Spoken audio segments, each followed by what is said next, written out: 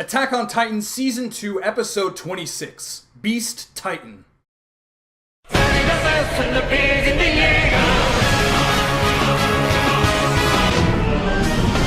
Hey, how's it going everybody? Miche here, back at it once again with another video. Thank you very much for tuning in, and it is finally time for my Attack on Titan Season 2, Episode 26 review.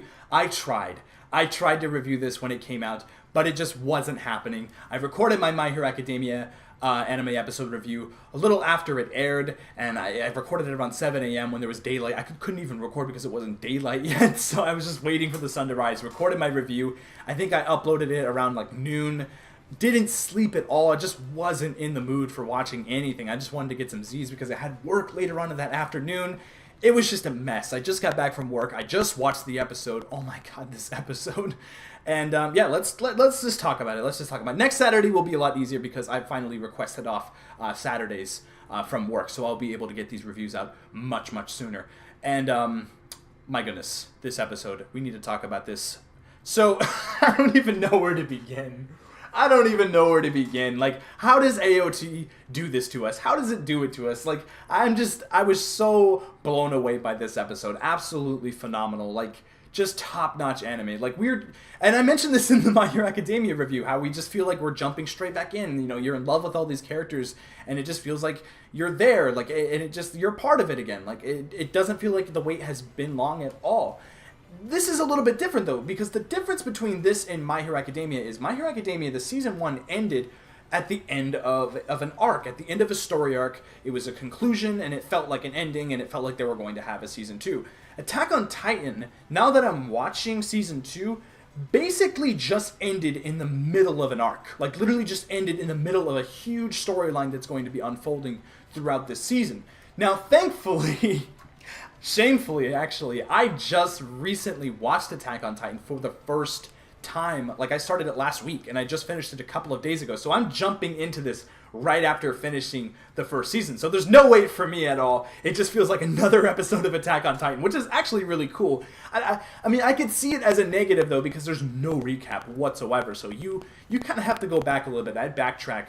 If I did watch it 4 years ago, I definitely have to backtrack, but I'm sure a lot of fans have rewatched the series multiple times and know what's going on by now. So, yeah, we just jumped straight back in right where we left off. We see that Eren defeated Annie in Titan mode, and he couldn't get her out on time. She crystallized herself in this weird cocoon, and they just stored her away. Like, they don't know what to do with her. They wanted to ask her a lot, like, all kinds of questions on why she's doing this. How does she have these powers? What the hell's going on? Couldn't really ask her anything, so, yeah, they stored her away in some dungeon. They have some of the Scout Regiment looking after her, I believe. But at the end of Season 1, we see Annie running away from Eren's attacks by climbing over Wall Cinna. And in doing so, the wall kind of cracks a little bit because, you know, she's like 15 meters tall. She's a big girl, so she's going to start cracking some stuff, obviously. And the wall kind of cracks, and at the very end, there's like this little cliffhanger where the wall breaks and you see a Titan's face. Now, I thought that was just a promotional thing. I thought that was just like, the season's not over yet. There's still more story. Titans are coming. It's not over. There's still a grim thing happening here. But no, that was actually a real Titan's face inside of the wall. There are Titans in the walls. What is going on? So there's this priestess guy, this sort of monk dude that worships these walls, that has all these followers, and he's saying, don't let the light hit its face, don't let the sunlight hit its face, cover it in like a sheet or something. So they listen to him, they cover it in a sheet, and now they're on top of the wall. And Hangi, one of the members of the Scout Regiment, is pissed. Now, I've never seen Hangi upset like this before. She's just tired of losing. She's tired of losing her friends and her comrades. She's tired of just losing in just humanity in general. So she's pissed and grabs the priest by his collar and hangs him over the wall and starts demanding answers. Like, what the hell is going on? Why are there Titans inside of the walls? And why aren't you surprised by this? Why is this, like, you knew this was something. So what is going on? She needs answers, but he doesn't give her anything. He just doesn't at all. He thinks it's like God's will. He's a little kooky. I mean, he legit thinks each of these walls are like goddesses. And I don't know. I think that is going to be something that is going to be very deep in this season. I think they're definitely going to touch on what's going on with this religious group and what's going on with these walls and what's inside of them. I hope that we get more details on that. I know that's not all the details we're going to get on it. So that's extremely hyped. But she doesn't end up throwing him off the wall, obviously. She's not that terrible of a person. But I could kind of tell for a split second she definitely wanted to. But she was like, haha, just kidding, whatever. Hengi's actually one of my favorite characters. I love Hengi. And she throws him aside, and then the alarm bell starts ringing. There are Titans coming. They breached Wall Rosa. How? I don't really know. But then the episode rewinds backwards 12 hours later, and then we see that some of the Scout Regiment members are somewhere near like the south of Walsena, and they're like being quarantined. We have Connie there and some of the other younglings that just recently graduated into the Scout Regiment.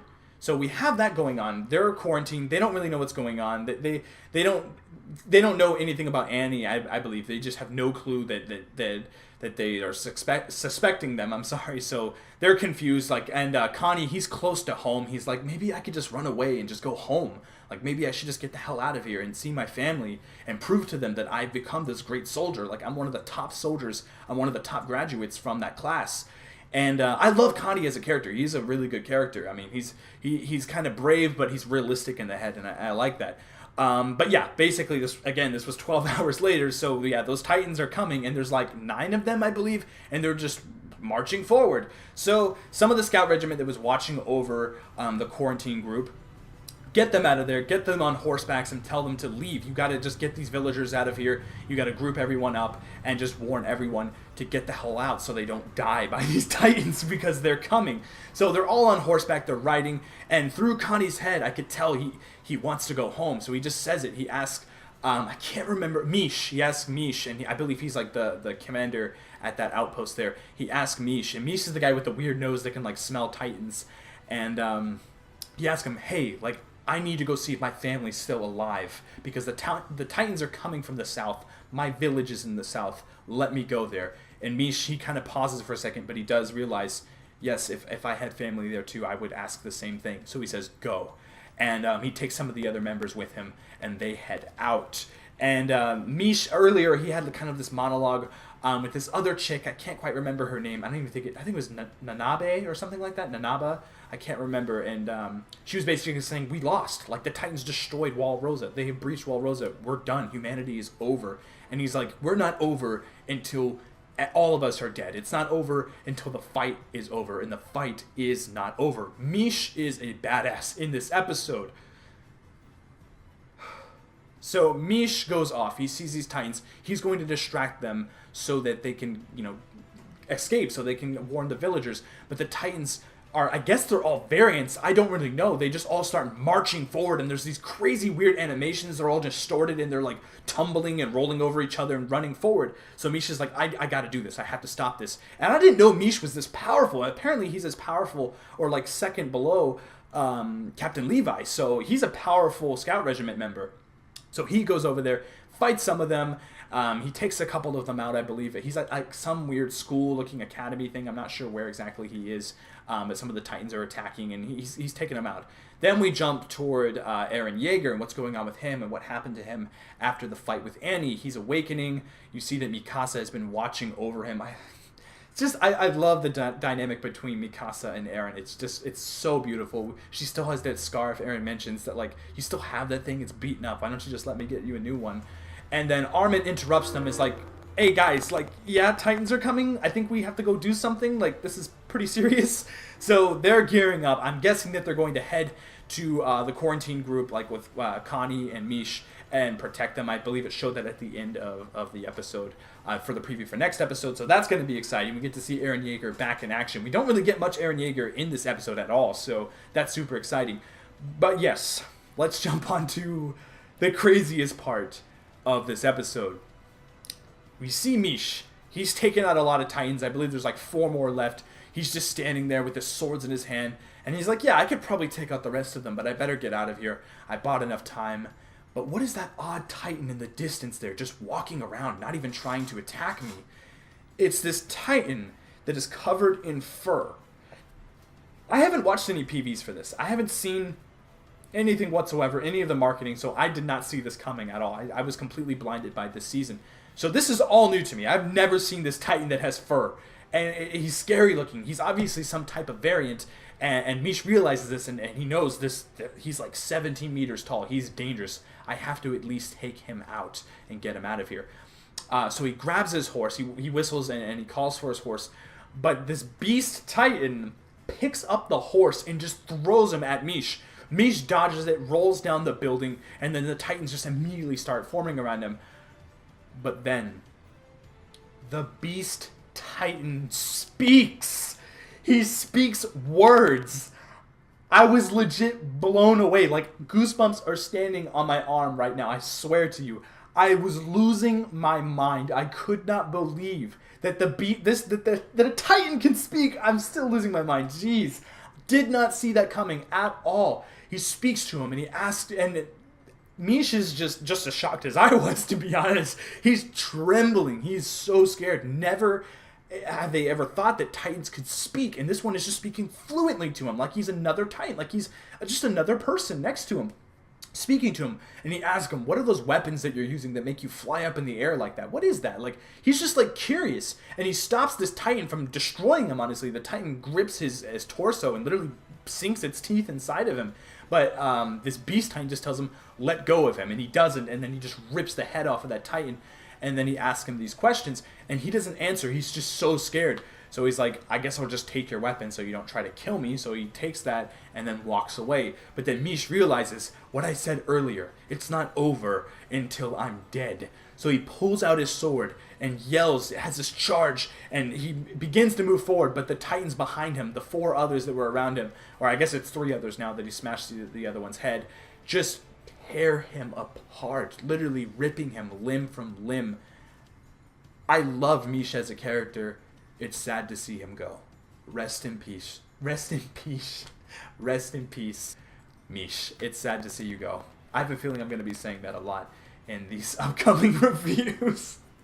But I was so shocked. I didn't want Miche to go. I really didn't. And what the hell is this beast titan? What?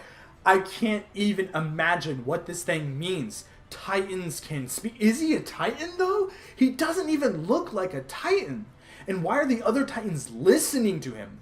He mentions that you know that the weak spot is at the nape of my neck. I'm so sorry. Is he a human inside of a titan's body? Or is this titan just learned? Why does he have fur? There's so many questions. There's titans inside the walls. There's titans that can speak. Miche is dead. Levi and Aaron are charging into action to protect Connie and the rest. The preview for next episode looks like it's going to be talking about other characters' backstories. Not sure what's going to happen to Connie. Please, Connie, don't die, man. Don't die. All in all, I absolutely loved this episode. Oh, and the opening. Jesus. The opening is so good.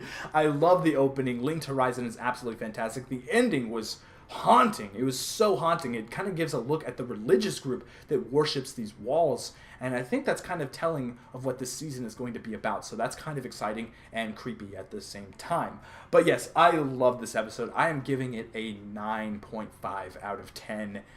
I absolutely loved it. I made a claim after finishing Attack on Titan Season 1 that honestly some of the best anime I've ever seen. I think that every single episode was almost perfect. And it's exactly the same. Yeah, this is almost perfect. Like, it is just so good. And I cannot wait to see more of this. So, yeah, comment down below. There's a lot to talk about. Comment down below. Give me your thoughts on episode 26 of Attack on Titan. Beast Titan. What the hell is he? There's titans in the walls. What's going on with Hengi? What's going on with Levi? What's going on with Erwin? What the heck is going on right now? Comment down below and let me know what you guys think. Don't spoil it too much. You can allude to certain things like, hey, this might happen, but I don't know. Like, you can allude to things, but don't spoil anything, because I know that this is that type of series that you really don't want to be spoiled by. Not just for my sake, but for other people that are going to be commenting down below. So yeah, thank you very much for watching. Make sure to hit that like button if you enjoyed anything that I had to talk about today. And also, please be sure to subscribe for My Hero Academia reviews, as well as my Attack on Titan reviews, gaming stuff, other anime-related things, and, all that jazz. And as I mentioned earlier, thank you so much for watching, and wouldn't be doing it without you guys. Like, I love talking about these anime series. These are Attack on Titan and My Hero, just such hype series, and it's so good to be talking about them. And yeah, until next time, I'll see you guys later. Bye-bye.